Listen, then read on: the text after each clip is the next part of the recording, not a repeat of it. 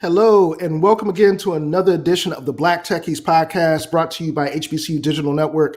I am your host, Herbert Stewart, aka the Black Tony Stark, and I am joined again with some of my compadres, my fellow partners in crime, Ms. Leslie Moore, Southern University grad, and my boy Dominic Bass, aka Blackity Black Man, aka the most militant cat on this podcast. We will be joined by our founder emeritus Dave Matthews and our boy Bear Grylls, Roberto Joseph. Hopefully, fairly soon. You know, them brothers kind of running on CP time again. So yeah, I'm putting y'all on blast because y'all running on CP time. But it's been a minute. It's the first podcast of August, and you know, by the end of this month, we're going to be back in the grind, into the regular swing of things. But I wanted to really give a shout out real quick to Sisters in Tech. They gave us a big shout out as the Black Techies made podcast of the week for their lineup and for their audience. Huge shout out. I think I got the tweet here. Hold tight. We are, on this nice fancy platform, we're able to share things. So I am quite literally looking to share all of this stuff. So big shout out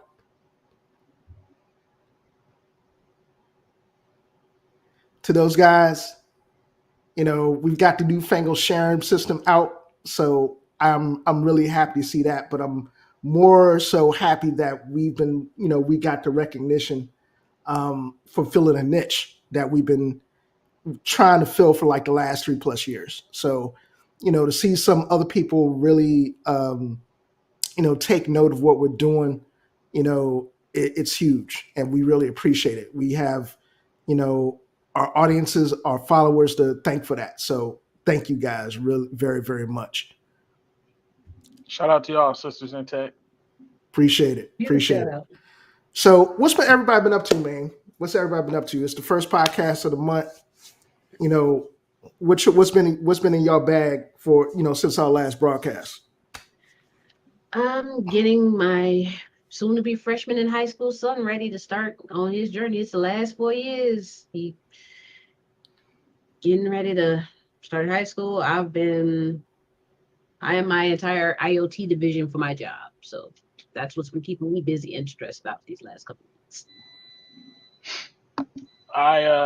I'm been gaming. I'm finishing up my degree in cybersecurity. I just took on a new role at my job. I'm over the Southeast region for Dell's cloud, new cloud platform called Apex. And so I, just trying to consume all of that information at work while still learning new stuff at, my off time. I also have 2 daughters who are trying to get everything ready for school. So, it's been a busy couple weeks. Now these children, they got wants and desires and stuff. You can't, my mama just went and bought stuff and brought it home, and that's what it was. But now they're like, Daddy, I want this backpack, and I want this lunchbox, and I want and I'm like, ooh, why would you let you put Amazon on your phone? I don't know, but all right. No comment. Needless to say, your boy, just like everybody else has, been working the jobs. Those of y'all not familiar, I am a cloud professional, working in support of Uncle Sam as a contractor. That dude ain't my boss, but he is my boss. So you kind of got the general idea. Doing freelance work. Unfortunately, I am just getting over the bug. The bug. Vid or the monkeypox? No, not the monkeypox. The bug. Okay. The original bug. Yeah. Fortunately, it was very mild. And for those of you guys that still think this is a joke out there, I went 2+ years without getting it. And I got it. And if you think it's a joke, it's not a joke. I was very fortunate because I'm pretty much up to date on my boosters and all that stuff. So, but it's very much, still out there and still a real factor. So just because folks are out here all willy-nilly without masks and all that, don't think it can't touch you. It's me. I'm folks. I'm over that mask stuff. Once they vaxxed and boosted. Once I got vaxxed and boosted out, it's just certain things I just can't. I'm not finna do it for the rest of my life. I'm sorry. I'm not an anti-masker. I'm not an anti-vaxxer. I say do what makes you happy at your level of comfort. And I don't go out much. But I was just at the Kevin Hart show on Wednesday. It was at least 8,000-9,000 people in that joint. Like, what the mask gonna do for real? For real? Like, just if I'm gonna get it, I'm gonna get it. I had the OG strain. I ain't had it since because I got the OG strain, and then I got the vax and the boost. I only got one booster, but I got the vax and the boost and the OG strain. I feel like a superhero out here. I feel like you can cough in my mouth, son, and I'm good. So, Ew, man. So I'm, I ain't worried about it. I ain't worried about it. But, Way too much info. Y'all worry if y'all got, if there's immunocompromised stuff. Like it's not real. It is real. It's a thing that's out here. It's circulating. It's gonna be with us. It's endemic. I'm like, we don't treat the cold like we treating this, and the cold killing just as many people as COVID now. Like COVID ain't really killing people no more. It's a pretty mild virus. Well, if you're vaxxed. Well, that's the operative word. If you're not vaxxed and you die, I'm sorry, I don't have a lot of sympathy for you at this point in this country. In other countries, we could talk other stuff, but in this country, where you can go to Walgreens and just be like, let me get a Coke and a Vax, please, and they'd be like, all right, yeah, like it's free. So, yeah, this is true, but I think just speaking from my own personal experience, I've always been very wary of things of that nature. So, the fact that I got it, and, shout out to the little woman, even though she inadvertently brought this back to us from her trip from the motherland, she compensated for it with bringing back some of the dopest coffee on the planet. So I really appreciate that. Thank you very much, dear. But I think, before we really get started, there's been a lot that's happened since the last podcast in terms of news and people passing. And, we're going to get started before we really, dig into some of our more meaty topics today. I wanted to get a big recognition for two people, in terms of African American culture that really opened more doors than people even realize. And that was Nichols, who, played Uhura on Star Trek at a time where there wasn't a lot of really positive Black representation in terms of women, in terms of, just media perception of women and Black folk in general, and Bill Russell. Bill Russell, besides being the winningest cat the NBA has practically ever seen, that dude was a real civil rights trailblazer at being an athlete and being able to speak out on Black issues. It's hard for me to kind of quantify and put that into words. I could be here, for an entirely different episode of the podcast talking about that stuff. But, it would be remiss if we didn't mention them, because those guys really opened up a lot of doors for a lot of people in so many ways. So, rest in peace, Bill Russell and Nichols.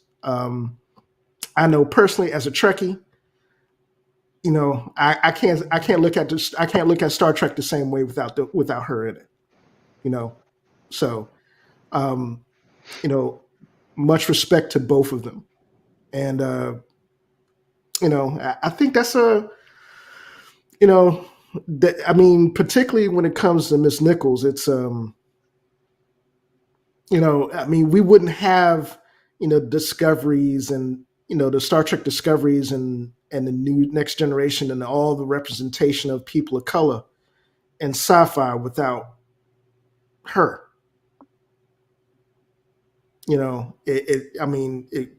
Point blank. I know Captain Kirk, William Shatner was getting all the girls and all of that, during his time, but Miss Nichols was, instrumental in us changing that narrative, changing a lot of those stereotypes that we would see out of network television for Black folk in that genre. So, much love and prayers out to her family. And, I think I'm going to watch a rerun this week. He actually made being a Black female nerd a thing. Because one thing it was already hard being Black and a nerd as a kid, but having an actual Black female role model on a very popular, very intricate show as Star Trek, it meant a lot to me when I was young. And I used to watch older episodes of Star Trek. I loved it. That's what she's the one that got me into the show.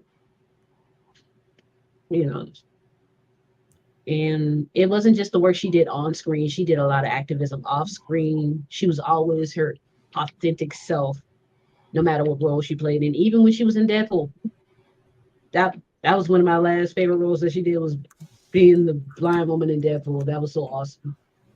And they did just give her a role, just being anything. She was a smart ass, and it was beautiful. Yeah, they had her out there in her interracial relationship, interspecial relationship. You know what I'm saying? This dude.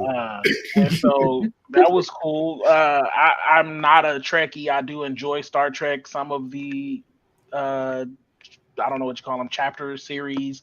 I enjoy some of them. Uhura was a baddie. So that was always the thing. I was like, oh, who that over there? The science officer can get it, right? But God bless the dead, all respect to the dead, all that. She was very instrumental in there was a long period of time where Black people just didn't exist in sci-fi. And then, after her, there's a long period of time where Black people didn't, there's just there's so few key characters. Your Geordie LaForges and your Uhuras, there's just so few snippets of Blackness, and so they're very important. It's very important they pull those roles off, and they did. It's very important that they exhibit and exude the Blackness, but also I'm just good at this, and so I appreciate them, I do. And Bill Russell was man. Hey, we don't talk about him enough. We ain't giving him enough flowers while he was alive. That's the winningest dude ever. He was the GOAT. I mean, he was, it's hard to say somebody he was old as hell, so it wasn't before his time, but I'll be happy to get to whatever age he was. I think it was 88. He had a good run. We appreciate him for what he did. He opened so many doors. He was a trailblazer. That's my guy. I'm not a Celtics fan. I actually hate the Celtics, but Bill Russell's a GOAT. That's all I got. It's the fact he still mentored a lot of the younger players. Yeah. And he didn't just be like, okay, y'all are past my time. I ain't worrying about you. He was instrumental in some of the greats we got today. And he was there for them.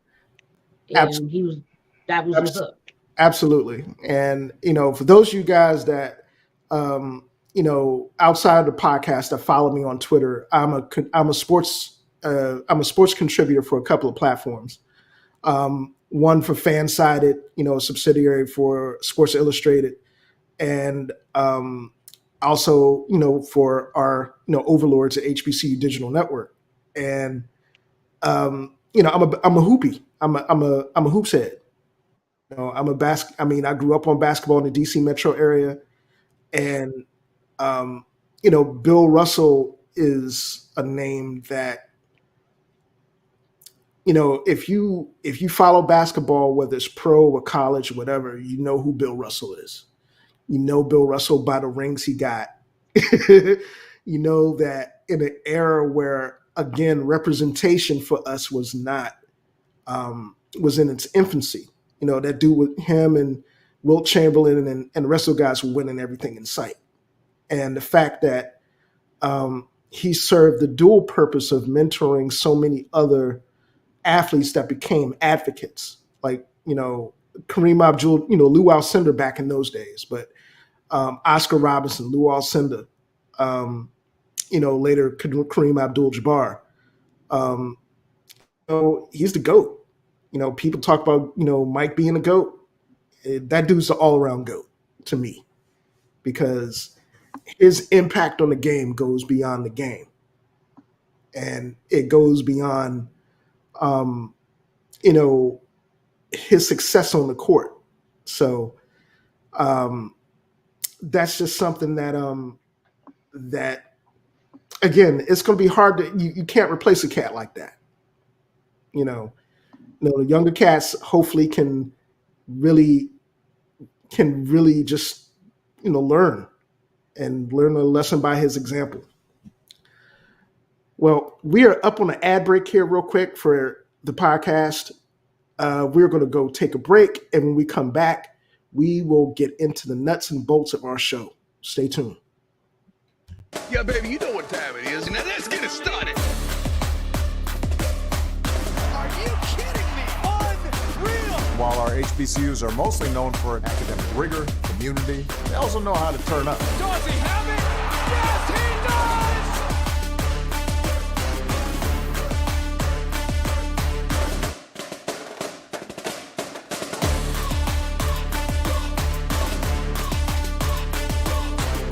And that might be the knockout punch.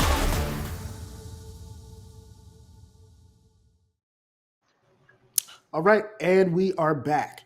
I gotta say, man, HBCUs and esports. I know we've talked about this ad nauseum at various points on this podcast for a couple of years now, and truth be told, we're making some inroads, y'all. Seriously, you know, I don't know. I mean, I know of now of at least 6, 7, 8 major, HBCU institutions that have esports teams that are coming up with degree programs for the industry.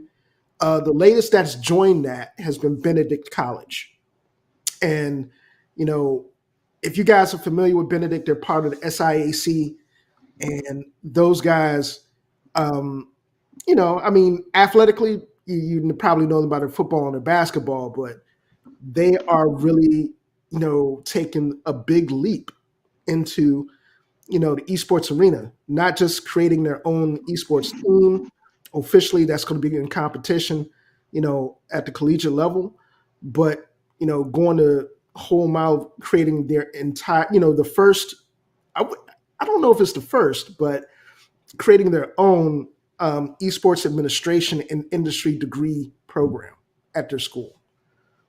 That's huge. I know Johnson C. Smith. We had, the founder of their esports program and degree programs, Dr. John Cash, on a while back. Shout out to Dr. Cash. He was one of the coolest interviews we've had on this show. Hopefully we can get you back on at some point in time so we can, chop it up again. But, this is an avenue for HBCU culture that people are sleeping on. Seriously. Esports is a multi-billion-dollar industry now. Multi-billion-dollar industry. It's a global multi-billion-dollar industry. You go to places in Asia, Korea, overseas in Europe. The esports folks that participate in those places are rock stars, quite literally. Whether they're playing League of Legends, whether it's the Tekken Evo the Evo circuit, you see all of these cats that are coming from all over the place. And the fact that, HBCUs are expanding their footprint in the industry that has this much potential is great. What do you guys think about that? I love it. I love everything about it because esports has been a very big industry, and the fact that HBCUs are trying to get their slice of the pie is well deserved. And just if we can continue to grow that trend to get more HBCUs on board, we can eventually start having our own league. Really? Oh yeah, we can start. We can start. We got the swag, the act, the hey, why not start having our own esports tournaments and everything? Like, how we have classic football games, basketball games, band competitions. Why not esports competitions? Why not try to jump on the bandwagon? I mean, we've got the same potential. We've got the same starting point as most of the major universities. We've got way more. And also it makes me feel good that no matter what my parents said when I was on the game when I was little, I can make money playing video games. Yes, I can. Yes. Yes. As a streamer, I make a little check on Twitch. I do. I make a little check. Yeah. But at the same time, it's giving these college kids the potential to start building their own income and building their own fan bases in the same lane as instead of you getting together as a team, you can get these sponsorships, y'all can get this big money. It brings more notoriety to your school. And you can start getting more of this funding since everybody likes notoriety and they like to see results. Show them results, you can start getting some of these HBCUs some real cash. So we can start making some real other moves. Yeah, and I mean, I'll be honest with you. With what's been going on, in terms of athletics for HBCUs with NIL, in terms of athletes being able to start making money off of their likenesses and stuff. This is something that's not governed by that doesn't fall under the governance of the NCAA for esports. Esports has their own mechanisms of doing things. So the fact of the matter, and you mentioned earlier, SWAC, both the SWAC and MEAC, have their own esports conferences per se that they advertise. And I'm not sure whether or not how ingrained they are in terms of NACA and some of the other recognized bodies that are out there for esports. But in fact, the SWAC, the MEAC, the CIAA, and I believe, and the SIAC have their own, esports structure, for the conference where people can network and do their thing. It's a big step in the right direction. Me personally, looking at what Benedict has done, these guys are not playing around. They, like I said, created a degree program for that specific thing. They have invested, almost $1 million into esports facilities for their esports team. So those guys are really they are really taking a plunge. Big shout out to those guys. The folks that want to, I'm gonna put up a graphic here real quick. The folks that want to find out more about what they're doing, and check this out. It's something that that I surely wasn't expecting. But it's something to pay attention to, particularly for kids that are out there that might be watching this podcast that that are looking to get into the industry. Like we're looking at esports stuff right now here, and this is the degree program, and the fact that they're covering all sorts of divisions and specialties within the industry: administration, event management, marketing, media, broadcast, the information and technology, nuts and bolts, coaching. That's a very comprehensive type of deal that Benedict is putting out there. And to be quite honest with you, you get a scholarship doing something like this, that is money. When you get that degree, that is cash. Somebody, you're a high school junior or senior, and you're looking for a way to get into a degree program that's going to pay for you, that's really going to pay off in terms of the investment. Better start looking at something like this, man. Seriously. I think, well, my first thought is that I'm jealous. Because I'm about 15 years too old to have gone for this to have been my path. I'm 15 years. Ooh, I'm about 20 years at this point. Too old for this to have been my path. But this is like Leslie said, I grew up with a mama who was like, "You always on that daggone game and blah blah blah. You can't blah blah blah." Oh man, who hasn't? But now you can literally point. If had I been 20 years younger, had I been born in 2005 instead of 1985, then I could literally use the Googles. I could ask Jeeves about the path that there is a real path to this, and also as a kid I could have been making, instead of getting a high school summer job. I mean, I don't have to cut yards. I can stream. and I can stream faithfully and religiously and do your thing until you build your following, build your fan base, and people are making real life changing money off of that platform. And I think maybe I wasn't charismatic enough as a kid. I'm a charismatic. Who cares? It's a hypothetical. I'm just saying it would have been awesome to be able to go through this, but. I think that this is beautiful for the people that are doing it. There's too much money in it for us not to tap in. And I think that Black people make stuff cool. And so the fact that like if we buy into this as a culture, as a community, as a people, we will be the top of this. Like not that we're necessarily going to be the best. Ain't no Americans going to be the best at none of these games. The Koreans, the culture is just set up for them to dominate global games. But as far as dollars brought in, as far as we set up our own domestic tournaments, like Black people will dominate because we're cool. Well, I think that's the thing. We don't, and I think folks need to understand something about how this could really fit into the culture of HBCUs. This is stuff that we already do that's on campus already. Mm-hmm. I was doing this on campus, and I'm going to date my age here, and give you a hint as to when I was on campus. Mid '90s, late '90s. It was, we were already doing Tekken tournaments and Killer Instinct tournaments and Mortal Kombat tournaments, on campus. Y'all was playing that on the Sega Genesis? See, you got jokes. Why you got jokes, though? You got jokes. Why you got jokes, though? We not that far apart in age, man. I almost hit you with it when you said you was in college in the mid '90s. I almost hit you with that Kevin Hart. It's like my guy. You got more grade than I do. Stop it, man. Listen, that's wisdom. That's wisdom. I got 2 daughters too. That's what that is. 2 daughters. Stress. No, but all it's funny though because it says a lot about how ingrained the culture is and how far back it goes. You know what I'm saying? Yeah, second gen. Shoot, I ain't gonna lie. The PlayStation 1 and 2 and Sega Genesis, were a part of dorm life. NCAA football. Those are some of the best days of life.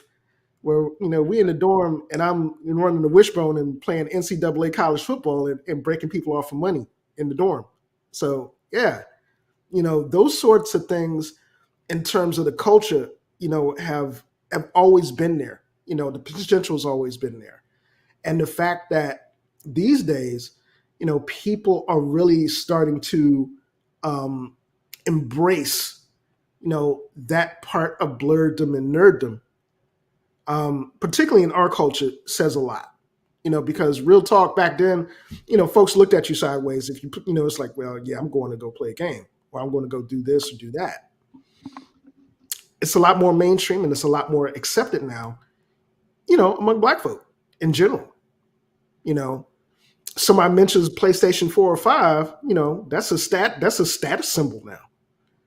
Somebody mentions you got an Xbox, that's a status symbol now. And it's something that, as it relates to HBCU schools, leadership, and institutions that could turn that part of the culture into something that could be beneficial for the schools and visibility and income for schools and for the people that participate. It's got huge potential to do that. And I think people have to really think about that. It's definitely something that, myself, Dave, I remember, like I said, we did the interview with Johnson C. Smith's head of their program, Dr. John Cash, who, in my opinion, is a real trailblazer. That's where they envisioned, our participation in the industry going. And the fact of the matter is, it's never too late for people to get in on doing this. Dom, I know you mentioned that, for some, it might seem like it's a little bit, late, but this is an industry. And the fact of the matter is that, you have people a lot later, in life going through the degree process where this is going to be a viable option. And this is something that, to me, that gives me a whole lot of encouragement. I'm excited to see what comes from it. I'm in for the future. I'm envisioning the tiger gyms or the tiger whatever the band girls. I can't remember what they were called, but I'm imagining them and like a small band section like they had at the basketball game at League of Legends tournament, and every time my man gets a pentakill, you hear dude. I'm already picturing that at a Madden tournament. Picturing a human jukebox at somebody's FIFA tournament. Like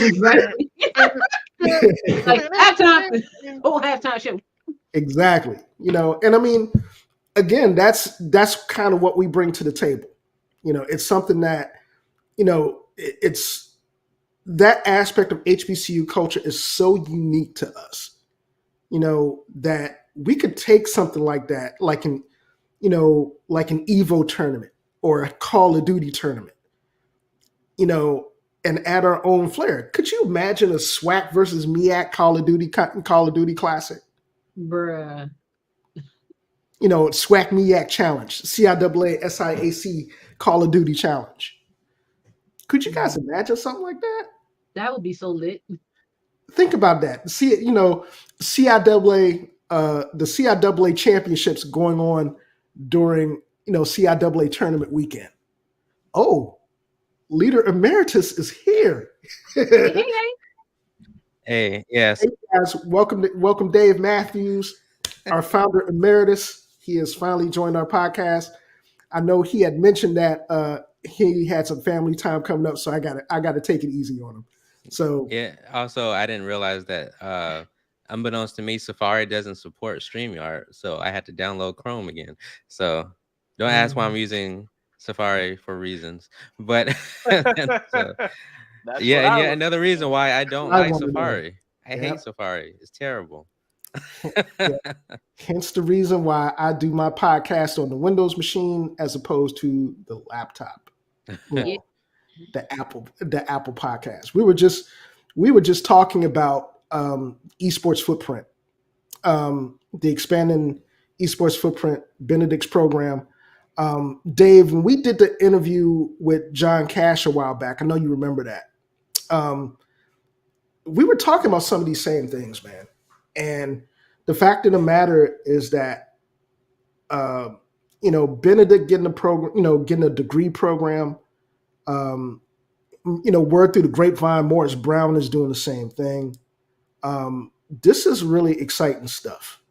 And it is something that, as we were talking before you came on, we can, really envision full integration with the culture. It could be part of, like for Tennessee State, for example, Southern Heritage Classic weekend. You know what I'm saying?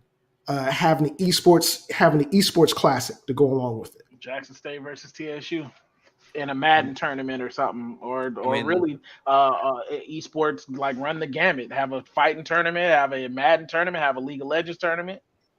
I mean, they already have step shows, right? Like the Bayou Classic. I think the Bayou Classic they have. Bayou Classic would be a great thing. They have the business fair and they do the business fair, the Greek show, have a whole esports tournament on that Friday, game on Saturday. As somebody that got a chance to see the Battle of the Bands at the Bayou Classic up close and personal, I could definitely picture an esports classic going down, earlier in the day in the Superdome up on the big screen. You know what I'm saying? Though that's the type of legit. That would be legit. That would be awesome. That's the type of integration that that we can potentially be seeing here. And I hope folks, and like I said, a lot of time, on occasion we'll have people from the SWAC and the MEAC and the CIAA conference leadership tune into our podcast. I hope you guys are watching now and taking note that, you guys advertising esports on your website isn't just for show. This is a big opportunity, moneymaker for conferences if you do it the right way. But that would entail actually talking to people that know the industry. So, paying attention to stuff like that is huge, and this is kind of a side segue, but HBCUs and social media and technology have been killing. Besides this news that we got with Benedict and an expansion of the esports footprint that we've got, Morgan State lately has been destroying it. First those guys become an Amazon technology partner for their degree programs. Dude, now they are the finalists. They are a finalist for a multi-billion-dollar Air Force contract for cybersecurity and technology. Yeah, I think A&T is already. I want to say A&T is a Google. I think they have a partnership with Google. I think it's A&T. A&T, Morehouse. I wish our boy Bear Grylls was on. Bruh, if you're watching the podcast, you're on the clock. Come on, get on the podcast. But yeah, I mean, we have been making some really big moves in general in terms of information technology, cybersecurity. In this day and age, it's huge, because the demand for it is there. And quite simply, we've got a lot of kids that are coming out now that have natural aptitudes and expertise, inclinations into those fields. Having had a little bit of an affiliation with Amazon and being able to, really see certain schools that have been part of this program. And I believe Morgan isn't the only HBCU that's part of that program. But don't quote me on that. I think there's like 2 or 3 HBCUs that have yet to do a press release to that effect. But this is something that's again, this is one of those things that if folks don't really get how much potential there is in terms of us expanding our footprint and increasing visibilities for HBCUs in general in that manner, folks need to figure it out. Yeah, it's funny. Like some schools, they've been able to write the memes, or I'm sure you all heard about FAMU and a certain lady who posted certain pictures. Cheeks. But FAMU took advantage of that, and they posted a picture of a sign that they put like a sign that says like you're being watched or whatever next to the, I think it's the Rattler statue in front of the school. And so they knew what they were doing when they put that post on Twitter. Man, they knew what they were doing. Let me add a disclaimer here, and I'm going to go ahead and put up my disclaimer. The views of Herb are not necessarily the views of TBT or the HBCU Digital Network. This young lady lucked out and got positive coverage. But if you go to school someplace like Howard or Hampton or Tuskegee, don't do that. and just for people who are listening or watching who don't know exactly what happened. So there was a young lady who, she was about to, she graduated, I think, actually. And she took her graduation picture, well, at least one of her graduation pictures in the nude in front of FAMU's statue of their right. I mean, she didn't necessarily show like any frontal stuff, right? It was artful. It was tasteful. It was tasteful. I'll give it to her. And actually, I like the little snakes she had in her hair. That was actually kind of cool. Yeah, it was a really good art. But I'm just saying. But it wasn't necessarily. Yeah, I don't know if FAMU wanted that kind of don't go to one of these. Don't go to one of these AME HBCUs and do the same. Ooh, don't do that. I wouldn't recommend that. I wouldn't recommend doing it because it's illegal to be naked in public and you don't want to get in trouble. But if you can get away with it, do what you do. I'm all for the rebellion. I love the free spiritedness of the photo. I thought it was tasteful. It wasn't lewd, and so All right, time to put on Dominic's ticker. Yeah, I'm very much a fan of pushing back against societal norms, especially a lot of those norms have roots in not so great things. So we don't really care about the male body. So I don't know why we give the female body so much energy. When I say we don't care about the male body, I'm saying like we don't give it this kind of energy. Nobody's like nobody. If this was a man that did this, it would be like, Chad's so silly. The woman got all this smoke, and I don't think it's deserved. I don't think it was necessary. She took some pictures. Let it just be that. I don't know that it's going to be good for her future. I wouldn't advise my daughter to do it, but I ain't mad at it. All I'm saying is that FAMU took it light. What they gonna do? She graduated already. What they gonna do? Just be cognizant. Technically, they can revoke her degree, but Yes. they won't. They won't because of the publicity. Because of the publicity. And like I said, there's a difference between doing it at a public land grant institution and doing it at a private institution or a conservative private institution. I wouldn't do it at Xavier. I can tell you that I wouldn't much. do it at, like I said, I wouldn't do it at Hampton. Fisk. You definitely don't want to do it in Hampton. That's where all the preachers' kids go. You can't now. They'll bring the whole weight. TD Jakes and them bring the whole weight of the law on you, and you don't need them problems. So yeah, I agree. Next thing you know, you're getting that certified letter in the mail talking about, I don't know my degree. So we need to have a discussion. Yeah, I mean, and like I said, with full disclosure, I don't think it's I think the young lady that did it wasn't doing it. It wasn't anything malicious to it. It was something that she was exploring her artistic method of marketing, getting the word out, I guess, for a music project that she was working on. And I get it. I'm just saying, for those folks that they say scared money don't make no money. That's what they say. And like I said, me personally, I'm not judging it. I think that's something that it ain't harming nobody. It's something, the ridicule that comes with it is kind of unnecessary. Only thing I will say is, like I said, for those aspiring artists out there that are getting the same idea at other HBCU campuses, just take note of the room that you're doing it in. Meaning that if you go into school at Tougaloo or Stillman or one of these AME HBCUs that have, morality clauses, you might want to think about it. That's all I'm going to say. Some places, you might be able to, you might be able to do it. Like I said, public state land grants, they ain't really sweating it like that. It's those private institutions that you got to watch, bro.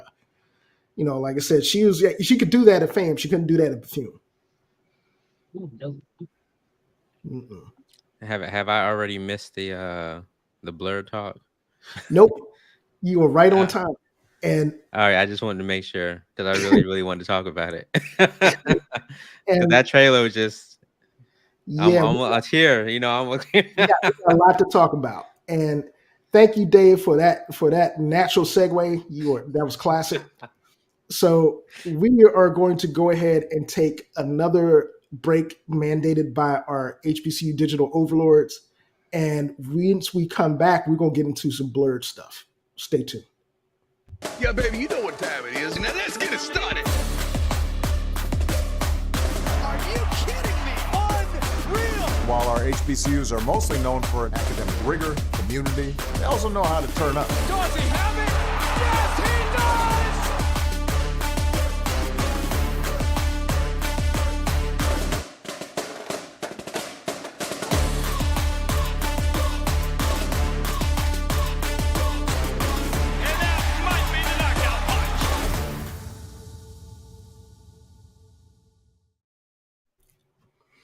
All right, and welcome back to the Black Techies podcast, the HBCU Digital Network. Where did Dom go? come back home, son. These breaks is used to. I felt like they were longer when I sat down in my seat the whole time. All right, so now, folks, we're going to get a chance to do something we haven't done in a minute. Just get into some real Blerd stuff and talk about some of the stuff that we've seen that has come out, that will be coming out. I know Dave is really super excited to get this party off and popping by a trailer that all of us have seen and has kind of brought a tear to our eye. Yeah. So you already know what it is. You already know. So, this is the Black Techies podcast. You already know what it is. Yeah, I'm feeling some kind of way about that trailer, man. I really am. And Y'all wearing white to the premiere, yeah? No. Kente cloth. I got some attire I'm aware. It ain't white though, but we'll be all right. I done found it on Etsy. I found what I'm getting. It's like $140. I'm just waiting for it to be the right check to just drop $140 on it. Right, but and I ain't gonna wear it nowhere but this. Well, you know, black folk always throw an all white party, so I'm gonna find another use for it if I pay $140 for it. But yeah, I'm in there with the. I'm gonna try to find the Wakanda sandals too. But yeah, I think folks have to really. I mean, obviously the trailer itself, Chadwick Boseman did such a job portraying that character.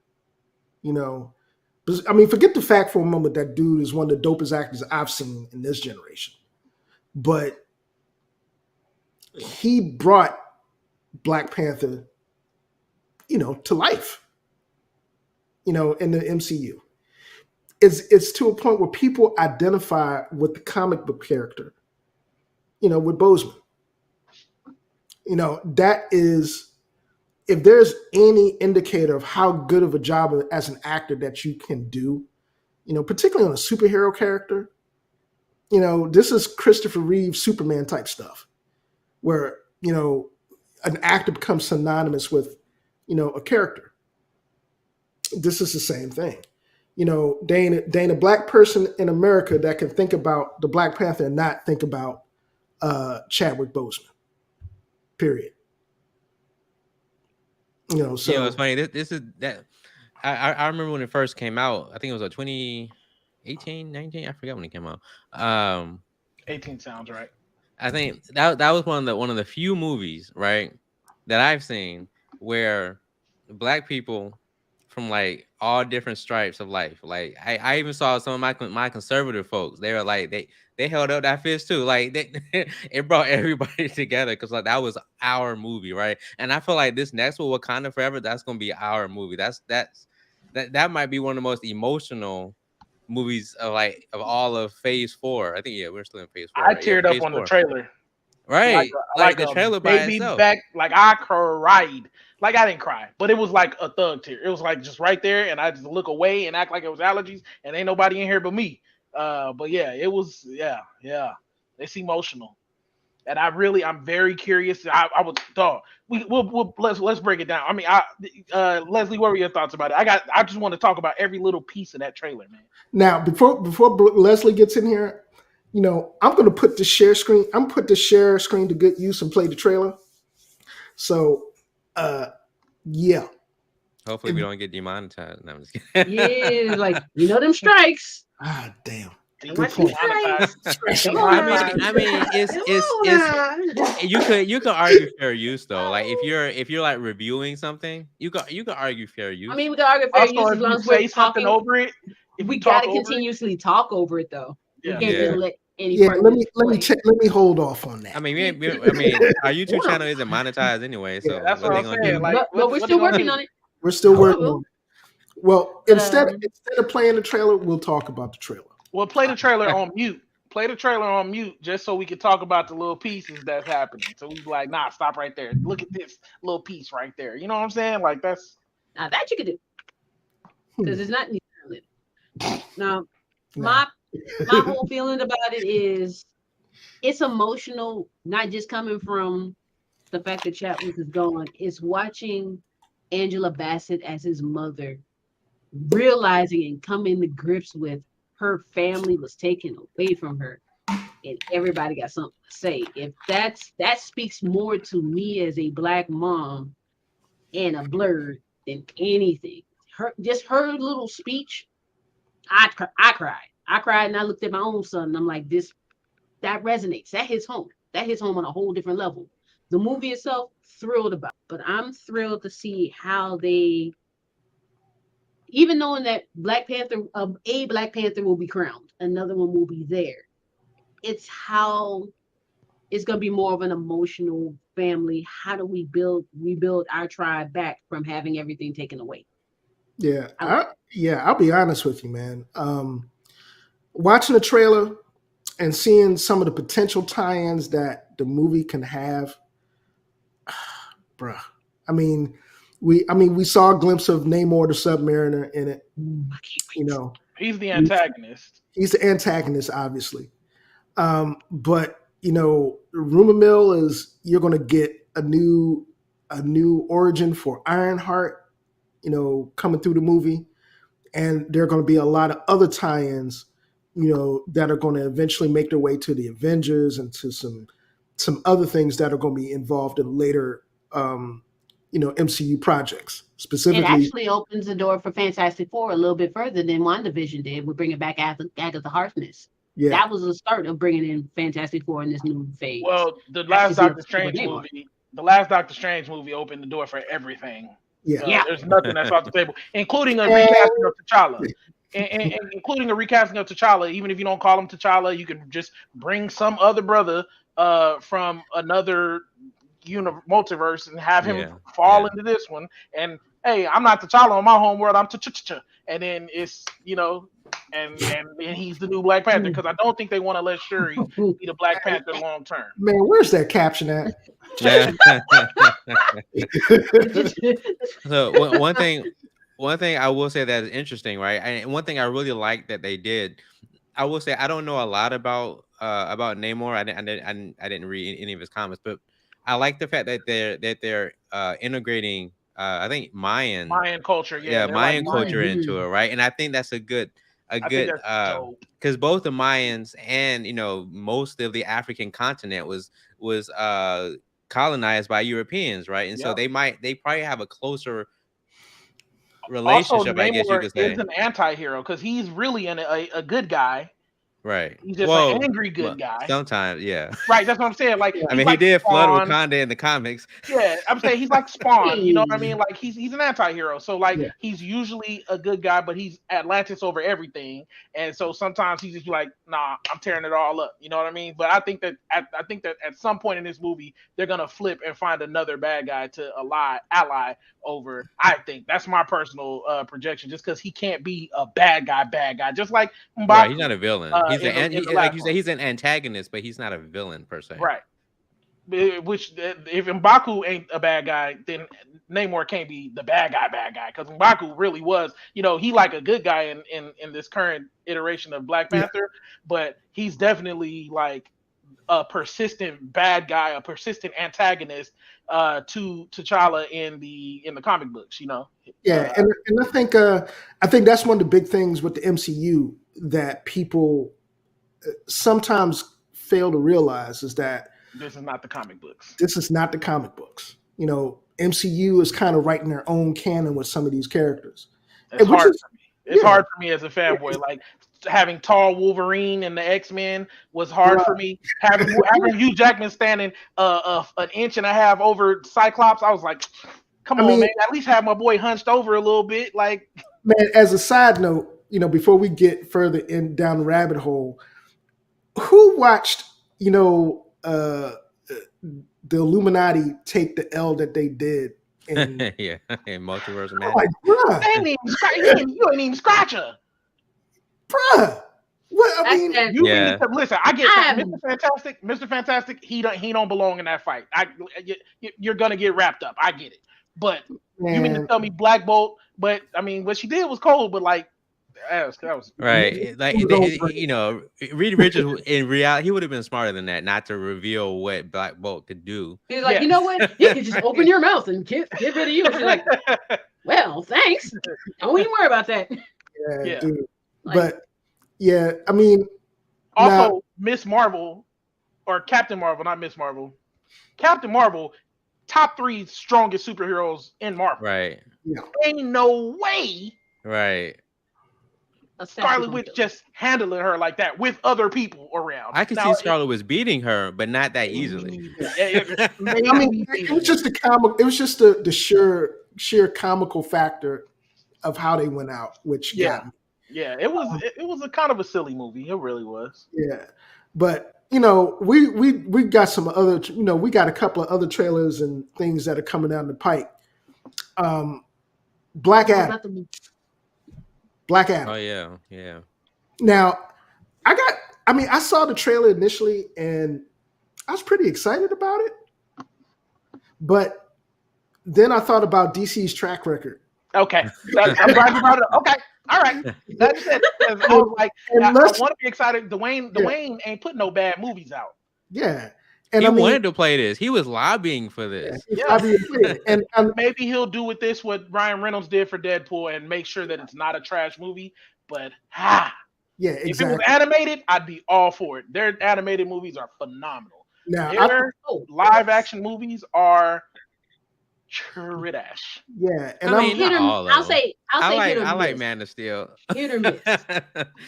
I like Shazam. Oh yeah, that trailer came out too for the next one. Yes, which actually relates to Black Adam, if you know, because they technically got their powers from the same person. Yeah. And that's already kind of got me thinking about how they're going to use. Yeah, go ahead. How they're going to do the storyline for both of these movies, because it's like, look, common sense dictates that you want to have a tie-in, with Black Adam going into that movie. You know what I'm saying? But we're so gun shy dealing with DC movies when it comes to, them actually doing normal character and storyline progression and tying things together. So we're there's a disclaimer after, out of every movie that live action movie that pulls out. Speaking of DC movies, I just got a chance to watch this last Green Lantern movie, the John Stewart origin story. And it wasn't that great. It wasn't. I was really. That sucks, man. As a Green, that hurt. Let me put it like this: it wasn't completely trash.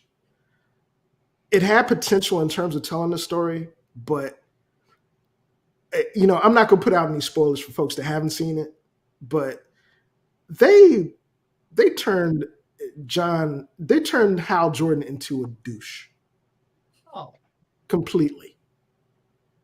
And, I say that in the kindest of terms because they really didn't do, for an animated movie, they didn't do it, Stewart's origin. They did a good job on Stewart's origin story, but the whole, all the other times and stuff were like, come on, bro. Really? That and some other things that we got coming down the pike. I know, me being a Game of Thrones fan, at the end of the month, I get to see dragons, so I'm happy about that. Real quick, I just want to tell the collective I gotta go. I gotta hop a little early this week. I'll be back next week. Love y'all. Please go vote. Bye.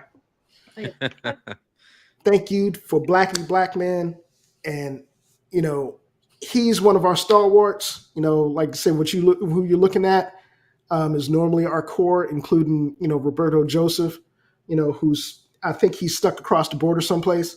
We got a message from him, so he'll probably be back on with us in the next show. But the fun kind of finish this out,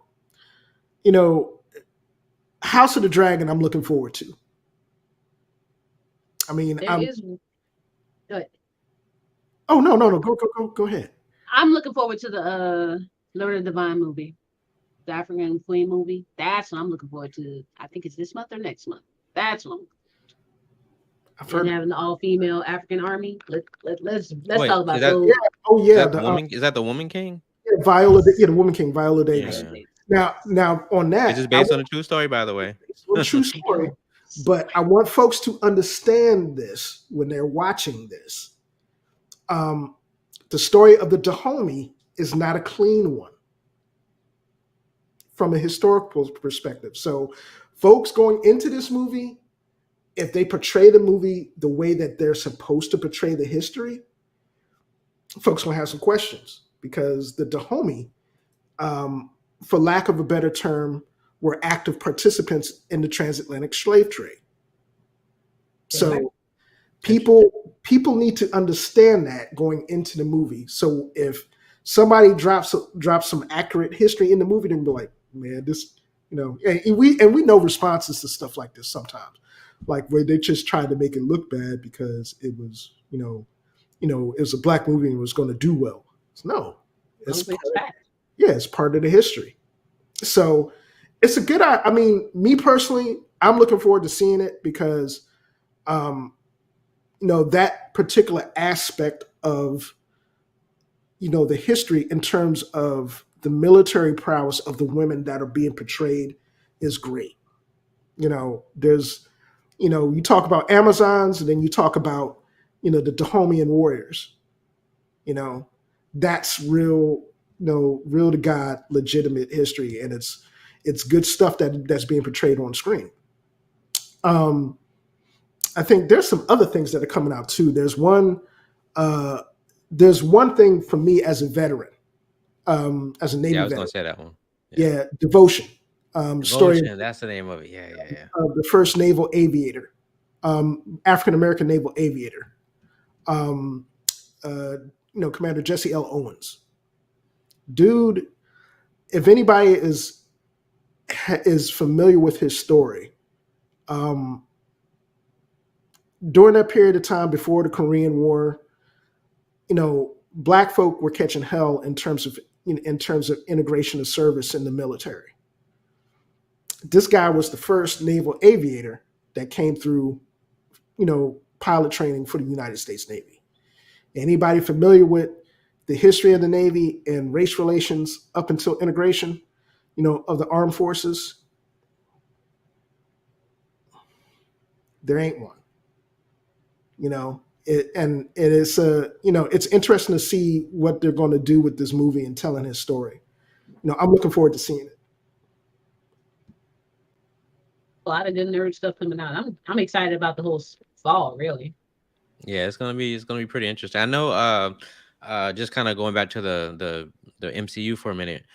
I know a lot of people are kind of frustrated with Phase 4 right now, trying to figure out what is Marvel doing with the multiverse, and like it doesn't seem to be like headed towards anything specific. It is, but I think because it's not like the first three, it's not like the first three phases where everything, you can kind of see Thanos coming up. Now, I mean, I think I'm not really sure exactly. Well, we kind of know where they're going because the in 2024, I think, or 25. Yeah, you got King. We got Avengers, Kane, the Kane Dynasty, and then Secret Wars. So, which I think Kang will be the villain, and obviously in his movie. But then Secret Wars, I think Dr. Doom is going to be the villain because before both of those movies, Fantastic Four comes out, and I'm pretty sure that's where they're going to introduce Dr. Doom. So I have a theory. I don't really have it. I don't really have any real proof of it, but I have a theory that in the comics and like TV shows, Dr. Doom was he was like the leader of his own country, right? Latveria, right? So, but there is no Latveria in the MCU, at least not at the moment. So, what I think they're going to do is make Sokovia. He's going to be over Sokovia, and either he'll rename it Latveria or they'll just keep it Sokovia, and then that ties in to Scarlet Witch because Wanda's from Sokovia. So I wonder if that's what's going to happen. I don't know how they're going to fit in the Fantastic Four because I don't know. Well, there are a lot of tie-ins, man, that we just don't know yet. Yeah, it's a lot. Tie-in that we still haven't really figured out yet. There's going to be a number of other tie-ins in terms of Disney series that we're still not clear on yet. I mean, well, one that I'm kind of excited about, the Marvels, Oh yeah. because they're going to be exploring Monica Rambeau's photon, Rambo, yeah. yeah, Oh, Spectre? yeah, Spectre, Spectrum? photon, Yeah. Spectrum. Yeah, I mean, dual names, aliases, you got it. It's going to be, like I said, it's going to be really interesting to see how they tie in a lot of these things. I mean, Daredevil's supposed to be coming back. Yeah. Daredevil's going to be in She-Hulk. Yeah, Daredevil, She-Hulk. The mutants are supposed to be coming. Are supposed Yeah, to be. they said the M word in Miss Marvel. Spoiler alert. We got Nova. That's Nova and Adam Warlock. That's supposed to be introduced during the Guardians 3, I think, right? Guardians of the Galaxy 3. So there are a lot of loose ends, and we might even see characters, from the Ultimates universe be introduced. There's been a lot of fan speculation, particularly in Blackbirdom circles, about whether or not, since they introduced Spectrum and Photon, whether or not Blue Marvel's going to be introduced. I mean, I could actually see the Blue Marvel thing happening because of what happened with Captain America, in terms of them exploring Isaiah Bradley's history and the history of the U.S. government and superheroes, and how they've interacted with the U.S. government during wartime. So, and that's another origin story that has potential to be fleshed out. So, it's it's going to be interesting to see what these next phases have. It's going to be, me personally, I have no clue. I have no clue where some of the stuff that we see is going to go, but the potential for where it could go is great. And just to kind of, boomerang back to what we're seeing with Black Panther, we're already seeing speculation on whether or not Panther, seeing the pressure on whether or not Panther's going to be recast, whether we're going to see Shuri take up the mantle, and whether that's just going to be a temporary thing. There's still a lot of other things. We still don't know where the antagonists are going to come beyond this movie. Because I mean, in certain lines, you had Peter Nyong'o's character Malice was an antagonist. After a certain period of time in the Black Panther universe. Killmonger. People have talked about him potentially coming back. How they're going to do that in the MCU, I don't think that's going to happen. But in the comic, that dude has died, been reanimated, and came back again. So it's open for debate. So we don't know. But That's a lot, because you got Quantumania, Ant-Man, Noah's Quantumania, and then Kang is going to be in that one too. So and then you got the Scrolls. You got Secret. Oh no, what is it? A Secret Invasion. Secret Invasion. Secret Invasion. You know what I hope they do. I don't think they will, but what I hope they do is that, like, after every movie, towards the end credits, have one person turn into a Scroll, and you're like, what? They were a Scroll the whole time? Oh my god, that would be great. I think it's like a random person, like, right? What? Yeah, Captain America was a Skrull. I know, right? That would be wild. Yeah, and I think, I think it's going to be, like I said, it's really going to be something to watch, because we just don't know. We don't know, who they're planning to introduce, and there's so many other things, especially now that Fox is not involved now with some of those franchises that have been taken over. We still yet to see how Spider-Man's going to figure into all this. We still have yet to see whether or not the symbiotes are going to be tied into it. There's a lot of things that come to mind when we talk about how the brain trust that's over the MCU can integrate all of these things. So, I'm just along for the ride. I'm looking forward to it. I just wish that DC would take this, take their universe a little bit more seriously, because I think they are. Did you see the recent news? Like they canceling everything. They're basically kind of resetting everything. So like they canceled Batgirl, unfortunately. They're winding down the Arrowverse. So like I think what they said, and then like then they're combining like HBO Max and Discovery or something like that. So I think they're gonna try to reset everything, and I wonder if that's what Shazam and Black Adam are going to do, is somehow do a subtle reset. Or not them. The Flash, which I know Ezra Miller has been in the news for.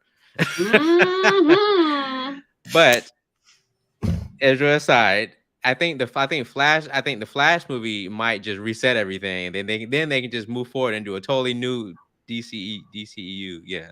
So we'll see. Yeah.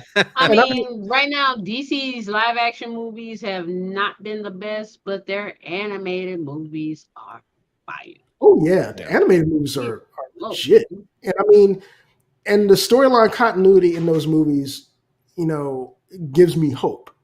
Yeah. I mean, even though, I'm a Green Lantern fan personally. That's one of my favorite DC franchises. And the fact that they've dropped the ball on Green Lantern the way that they have in comparison to what the comic has done. I mean, come on, the comic. I mean, you had the emotional spectrum war with Green Lantern. You had your own zombie event in Green Lantern. With the Black Lanterns and all of that. That was some of the best. Those were some of the best comics that DC's put out. And to see what they've done with the franchise, in terms of both on the animated side and on the live action side, I'm just kind of like, what are y'all doing? What I mean, and just to kind of end on this, because we're coming up on the end of the show. DC simply has to. The folks that are in the know over there that are designing that universe, it's great that they've reset everything, but they got to do something with it.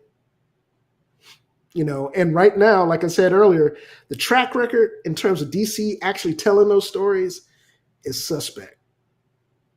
Really suspect. And in order to really re-engage, or in order to really be a competitor to what Marvel's doing, because Marvel is not, they are not taking their boot up off the back of their neck for any given period of time. So, I hope that changes.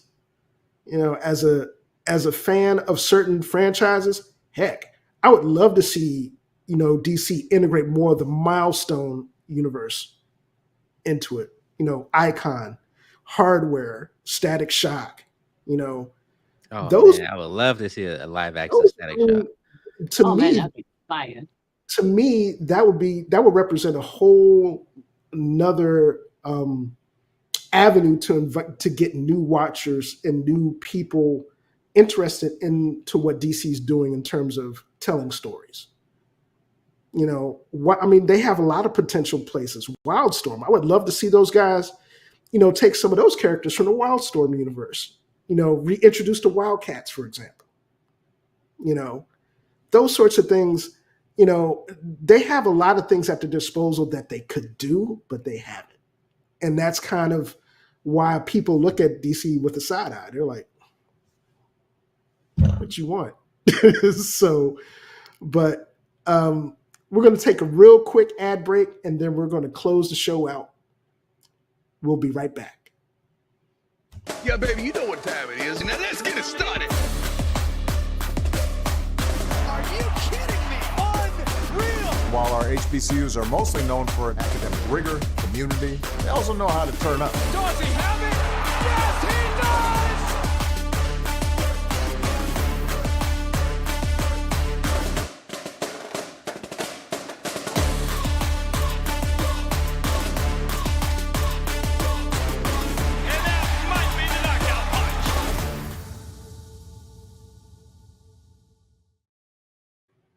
All right, welcome back to the Black Techies podcast, and we are going to close out first, before we close the show, I just want to say on behalf of, my co-hosts, David, Leslie, Dom, Bear Grylls, who's in absentia. Thank you guys. Thank you guys for following us, on this three plus year journey that we've come to in terms of doing the podcast. All of us that have become, part of our core, that bring the podcast to you on a monthly basis, bi-monthly basis. We definitely couldn't do it without you guys.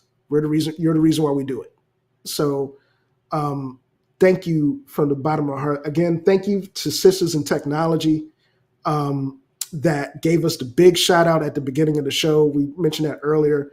I can't tell you how much that means to us, particularly me and Dave, because there have been times when we've done the podcast and we look at some of the numbers and it's like, okay, who's watching us?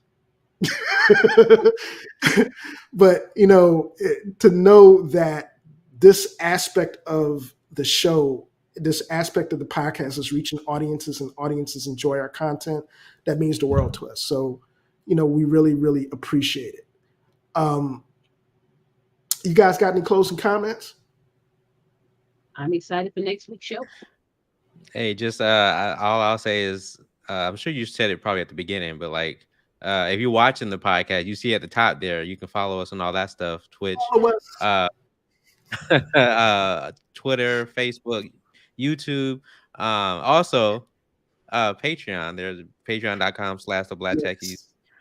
If you feel so inclined to contribute to our growth, we much appreciate it. Web servers ain't free. That said, Discord. That's what I almost forgot. Discord. So we do have a Discord.